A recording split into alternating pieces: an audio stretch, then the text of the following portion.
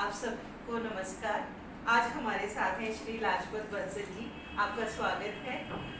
Lajpat Bansal ji senior vice president हैं Shri Agrasen international hospital Rohini में। Exporter हैं, लीडिंग मैन्युफैक्चरर हैं electric wires and cable company में, और आप जींद हरियाणा से बिलोंग करते हैं। आपका बहुत बहुत स्वागत दिल्ली यूनिवर्सिटी फाउंडेशन में। मैं प्रोफेसर सीमा गुप्ता, दिल्ली विश्वविद्यालय से, देश बंधु कॉलेज से। बंसल जी, सबसे पहले तो मैं आपसे यही जानना चाहूँगी कि आप दिल्ली यूनिवर्सिटी फाउंडेशन से कैसे जुड़े और आपको इसके बारे में कैसे पता चला? दरअसल मेरी तो शिक्षा हरियाणा में ही, नरवाणे से ही मैंने बीए करी थी, और दिल्ली में आने के बाद एजुकेशन के नाम से बच्चे ही पढ़े हैं। मेरे 3 बच्चे हैं, 2 बेटियाँ 1 बेटा, जो कि दिल्ली यूनिवर्सिटी में ही पढ़े हैं। दोनों बेटियाँ भी और बेटा भी। बच्चों को हमने दिल्ली यूनिवर्सिटी में ही पढ़ाया है। बाकी तो हमारे महेश गुप्ता जी मेरे समती है, मेरी छोटी बेटियाँ इनके हैं। तो इन्होंने जैसे बताया कि हम ये सब संस्थाओं में जुड़े हुए भी हैं। एक रिश्तेदारी का काम भी था, जैसे हॉस्पिटल में भी प्रेरित होता है, हम भी प्रेरित होते हैं। और स्टार्टिंग से इनका सामाजिक कामों में रुझान रहता ही है। जब ये दिल्ली यूनिवर्सिटी में इन्होंने बताया भी ऐसे ऐसे दिल्ली यूनिवर्सिटी से आपने जुड़ना है, तो हम जैसे आए और जोड़े भी, हमने खुद भी जोड़े, लेकिन अपने जो यार दोस्त थे, रिश्तेदार थे, कम से कम भी 20-30 लोगों के साथ में मैंने जोड़ने में उनका सहयोग भी किया। और आगे बड़ा अच्छा लग रहा है अभी शिक्षा के प्रति।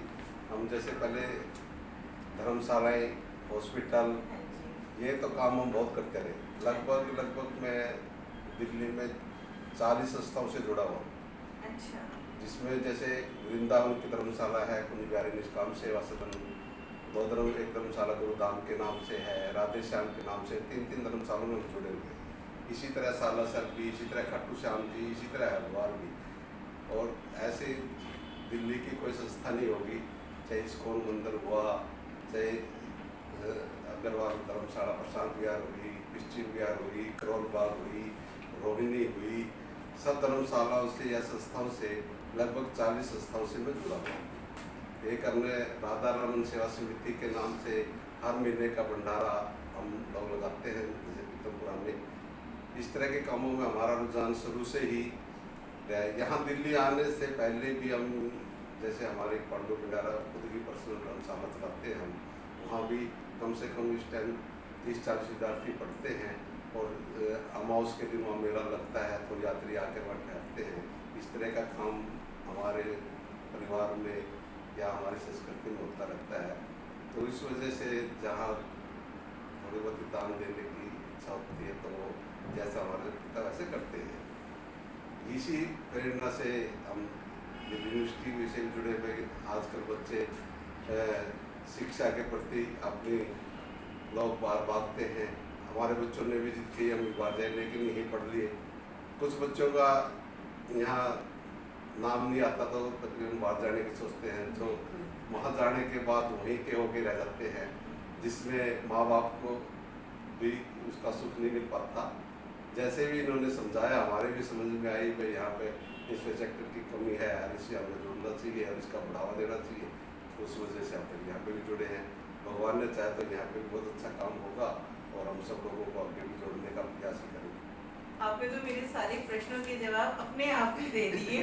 मैं आपसे यही पूछना चाह रही थी कि आप और कौन से संस्थानों से जुड़े हुए हैं, और फाउंडेशन की ओर से आप दिल्ली विश्वविद्यालय की तरफ क्या भावना रखते हैं। आपने बहुत अच्छे शब्दों में बताया और अपने विचार साझा करे कि बच्चे विदेश जाते हैं, माँ बाप से दूर हो जाते हैं, तो क्यों ना ऐसी शिक्षा नीति और ऐसे शिक्षा संस्थान अपने देश में ही बनाए जाएं, उत्तम, जिनकी क्वालिटी हो, वर्ल्ड रैंकिंग की हो, और बच्चे यहीं पे पढ़ें और अपने समाज को और देश को आगे बढ़ाएं। बंसल जी, कुछ अपने बारे में बताइए। आपने बताया था कि आप जींद हरियाणा से आते हैं। किस तरह का आपका स्ट्रगल रहा जींद से दिल्ली तक का, और कुछ मैसेज हमारे उन बच्चों के लिए दीजिए जो पढ़ भी रहे हैं और पढ़ने के बाद वो एंटरप्रेन्योर्स बनना चाहते हैं, बिजनेस में आना चाहते हैं। नहीं, हम तो अपना, आप जैसे हमारा बचपन तो गांव में ही गुजरा, और गांव में सिर्फ 8th तक का स्कूल था। तो तो हमने तो महसूस किया हुआ पढ़ाई के आज का टाइम को देखते हुए हम उसमें थोड़ा पीछे रहे। हमने तो मैट्रिक भी जाके नरवाना करनी पड़ी, जो साइकिल का भी 1 घंटे का रास्ता था उस टाइम वहाँ की। वहीं से मेरे कॉलेज था, जैसे बीए किया। फिर उसके बाद जैसे हमारा बचपन के मैं जैसे हमारी फैमिली सारी गांव में थी, अब मैं 4 भाइयों में सबसे छोटा था।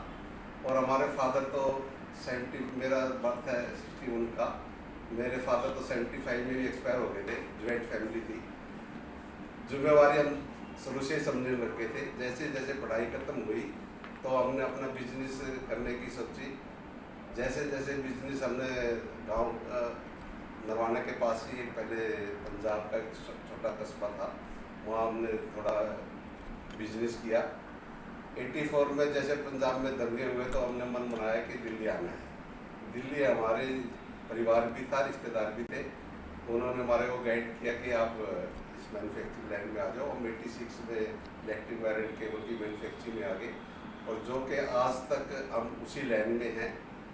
और अब पोजीशन ये है कि हम गवर्नमेंट सेक्टर में भी काम कर रहे हैं और एक्सपोर्ट सेक्टर में भी काम कर रहे हैं। उसके बाद हमने जब महसूस किया पढ़ाई के बारे में, तो जैसे जैसे हमने इतने वहाँ की गांव की पढ़ाई थी जो यहाँ के हमारे को बड़े कम महसूस होता था।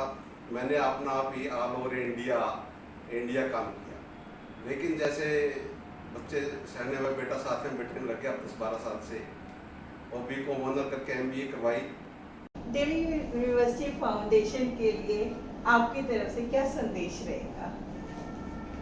मेरा संदेश तो ये है कि सब बच्चे दिल्ली यूनिवर्सिटी में पढ़े और आगे आए और देश का नाम रोशन करें। वैसे तो अब भी हमारे बच्चों में इतना टैलेंट है कि विदेशों में भी आज डॉक्टर भी हमारे इंडिया के, इंजीनियर भी हमारे इंडिया के हैं, लेकिन फिर भी बहुत कमियां हैं। वो दिल्ली यूनिवर्सिटी में आके और इसको पूरा करें और हमारे देश को आगे बढ़ाने में सहयोग करें। आप अपना समय निकाल के आए, हमसे बात करी। मैं दिल्ली यूनिवर्सिटी फाउंडेशन और दिल्ली यूनिवर्सिटी की तरफ से आपका आभार प्रकट करती हूँ और आपका दोबारा से धन्यवाद देती हूँ।